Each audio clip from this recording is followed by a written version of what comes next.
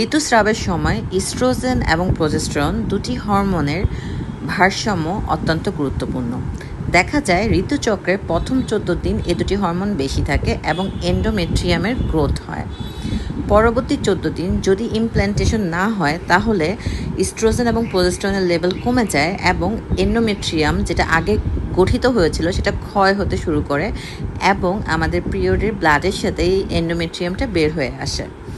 যদি কোনো কারণে এন্ডোমেট্রিয়ামের টিস্যুগুলো এন্ডোমেট্রিয়ামের বাইরে অন্য কোনো জায়গায় গ্রো করা শুরু করে, সেটি হতে পারে ডিম্বাশয় কিংবা ফেলোপিয়ান টিউব কিংবা পেলভিক অর্গানে, তাহলেই এন্ডোমেট্রিওসিস হয়ে থাকে।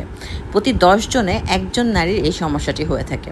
এবার এই টিস্যুগুলো বাইরে গ্রো করলো, পরবর্তী সাইকেলে যখন ইস্ট্রোজেন এবং প্রজেস্টেরন বেড়ে যাবে এই টিস্যুগুলোর গ্রোথ আরও অনেক বেশি বেড়ে যাবে এবং যখন 14 দিনের পর ভাঙা শুরু করবে এরা ভেঙে পিরিয়ডের ব্লাডের সাথে বাইরে বের হয়ে আসতে পারবে না, ভিতরেই তারা আটকা পড়বে এবং এই আটকা পড়ার কারণে এক ধরনের ইনফ্লেমেশন তৈরি হবে, যে কারণে তীব্র পেটে ব্যথা থেকে শুরু করে পিঠে ব্যথা তৈরি হয়। এছাড়াও এই টিস্যুগুলো জমাট বেঁধে স্কার টিস্যুতে পরিণত হয়, যা পরবর্তীতে অ্যাডহিশন কিংবা ফাইব্রয়েডস গঠন করতে পারে।